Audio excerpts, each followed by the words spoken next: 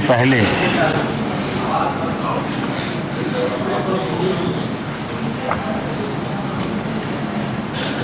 उन प्रेरक पड़ाव को, इतिहास की महत्वपूर्ण घड़ी को स्मरण करते हुए आगे बढ़ने का ये अवसर है। हम सब इस ऐतिहासिक भवन से विदा ले रहे हैं। आजादी के पहले ये सदन इंपीरियल लेजिस्लेटिव काउंसिल का स्थान हुआ करता था। आजादी के बाद ये संसद भवन के रूप में उसको पहचान मिली। ये सही है, इस इमारत के निर्माण करने का निर्णय विदेशी शासकों का था, लेकिन ये बात हम न कभी भूल सकते हैं और हम गर्व से कह सकते हैं कि इस भवन के निर्माण में पसीना मेरे देशवासियों का लगा था, परिश्रम मेरे देशवासियों का लगा था और पैसे भी मेरे देश के लोगों के।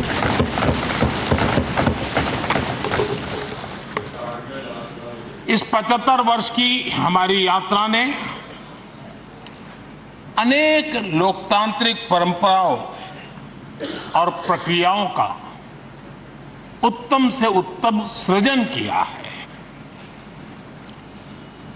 और इस सदन में रहे हुए सबने उसमें सक्रियता से योगदान भी दिया है और साक्षी भाव से उसको देखा भी है। हम भले नए भवन में जाएंगे, लेकिन पुराना भवन भी, ये भवन भी आने वाली पीढ़ियों को हमेशा हमेशा प्रेरणा देता रहेगा।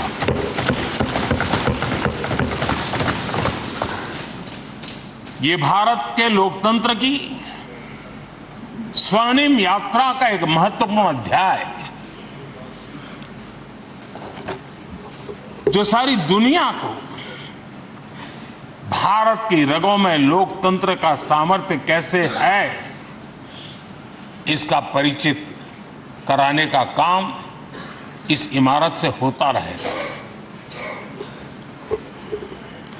आदरणीय अध्यक्ष जी, अमृतकाल की प्रथम प्रभा का प्रकाश राष्ट्र में एक नया विश्वास, नया आत्मविश्वास, नया उमंग, नए सपने, नए संकल्प और राष्ट्र का नया सामर्थ्य उससे भर रहा है। चारों तरफ आज भारतवासियों की उपलब्धि की चर्चा हो रही है और गौरव के साथ हो रही है। ये हमारे 75 साल के संसदीय इतिहास का एक सामूहिक प्रयास का परिणाम है, जिसके कारण विश्व में आज वो गूंज सुनाई दे रही है। आदरणीय अध्यक्ष जी, चंद्रयान 3 की सफलता न सिर्फ पूरा भारत, पूरा देश अभिभूत है और इसमें भारत के सामर्थ्य का एक नया रूप, जो आधुनिकता से जुड़ा है, जो विज्ञान से जुड़ा है, जो टेक्नोलॉजी से जुड़ा है, जो हमारे वैज्ञानिकों के सामर्थ्य से जुड़ा है, जो 140 करोड़ देशवासियों के संकल्प की शक्ति से जुड़ा हुआ है, प्रभाव पैदा करने वाला है। ये सदन और इस सदन के माध्यम से मैं फिर एक बार देश के वैज्ञानिकों और उनके साथियों को कोटि कोटि बधाइयां देता हूं, उनका अभिनंदन करता हूं।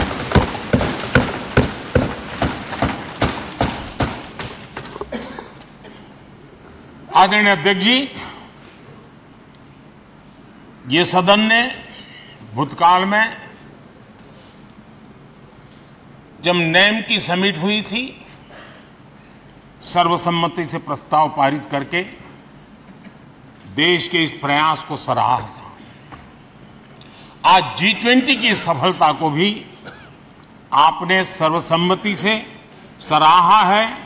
मैं मानता हूं देशवासियों का आपने गौरव बढ़ाया है। मैं आपका आभार व्यक्त करता हूं। G20 की सफलता 140 करोड़ देशवासियों की है। ये भारत की सफलता है, किसी व्यक्ति की सफलता नहीं है, किसी दल की सफलता नहीं है।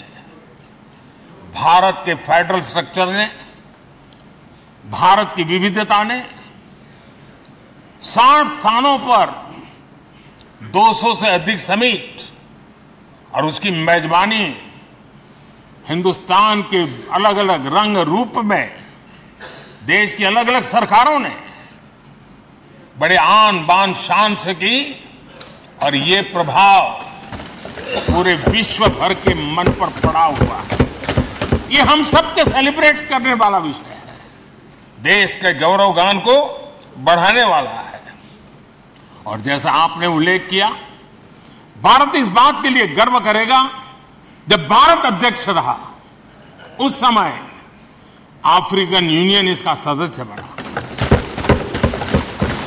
मैं उस इमोशनल पल को भूल नहीं सकता जब अफ्रीकन यूनियन की घोषणा हुई और अफ्रीकन यूनियन के प्रेसिडेंट, उन्होंने एक इंटरव्यू में कहा कि मेरे जीवन में ऐसी पल थी शायद मैं बोलते बोलते रो पड़ूंगा।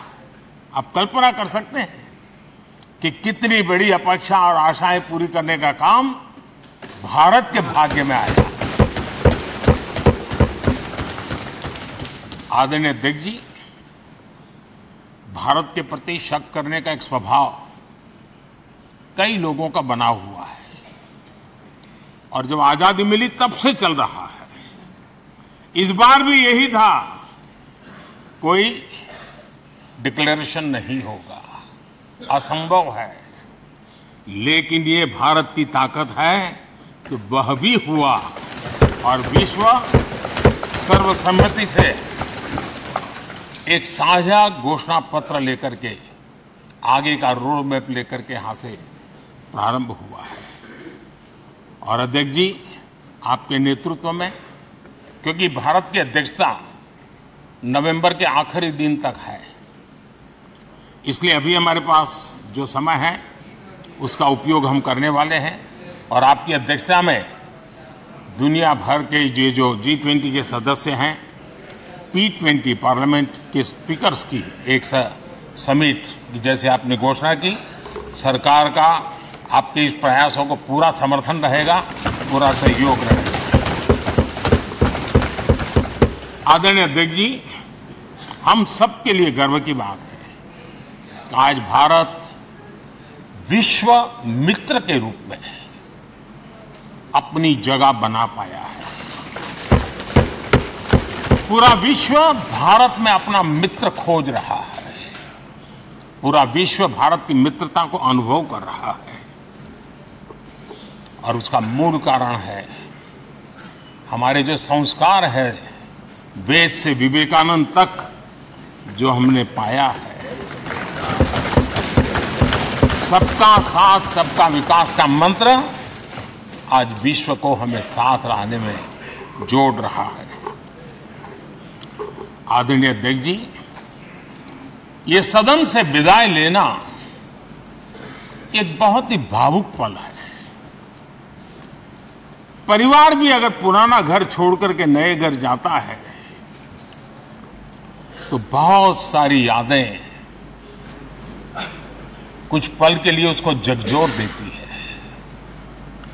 और हम जब ये सदन को छोड़ के जा रहे हैं तो हमारा मन मस्तिष्क भी उन भावनाओं से भरा हुआ है, अनेक यादों से भरा हुआ है। खट्टे मीठे अनुभव भी रहे हैं, नोकझोंक भी रही है, कभी संघर्ष का माहौल भी रहा है और कभी इसी सदन में उत्सव और उमंग का माहौल भी रहा है। ये सारी स्मृतियां हमारे साथ, हम सबकी साझी स्मृतियां हैं, ये हम सबकी साझी विरासत है और इसलिए इसका गौरव भी हम सबका साझा है।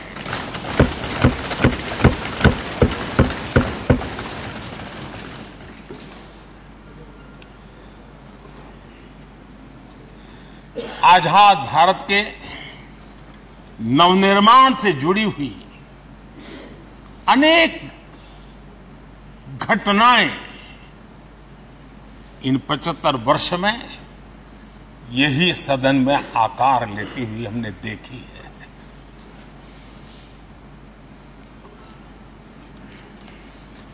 आज हम जब इस सदन को छोड़ करके नए सदन की ओर प्रस्थान करने वाले हैं,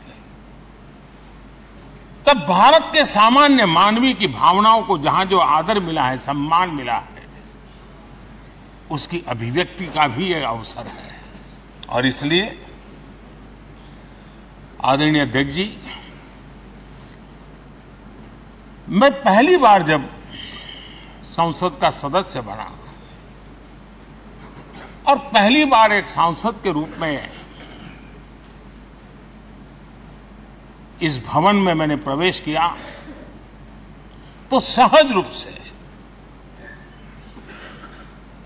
मैंने इस संसद भवन के डोर पक्ति पर अपना शीश झुका करके इस लोकतंत्र के मंदिर को श्रद्धा भाव से नमन करते हुए मैंने पैर रखा था। वो पल मेरे लिए भावनाओं से भरी हुई थी, मैं कल्पना नहीं कर सकता था, लेकिन भारत के लोकतंत्र की ताकत है, भारत के सामान्य मानवीय की लोकतंत्र के प्रति श्रद्धा का प्रतिबिंब है कि रेलवे प्लेटफॉर्म पर गुजारा करने वाला एक गरीब परिवार का बच्चा पार्लियामेंट पहुंच गया।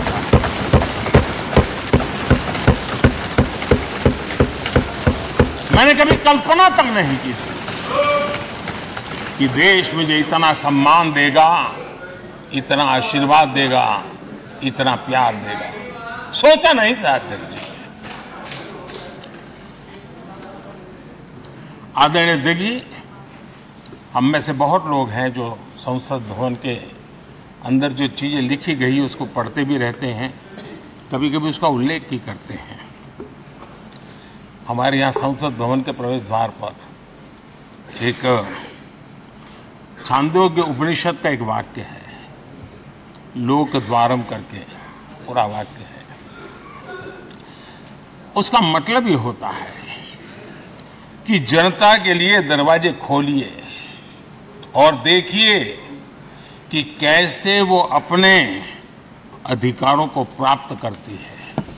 हमारे ऋषि मुनियों ने ये लिखा हुआ है, हमारे प्रवेश द्वार पर लिखा हुआ है। हम सब और हमारे पहले जो यहां रहे हैं वो भी इस सत्यता के साक्षी है।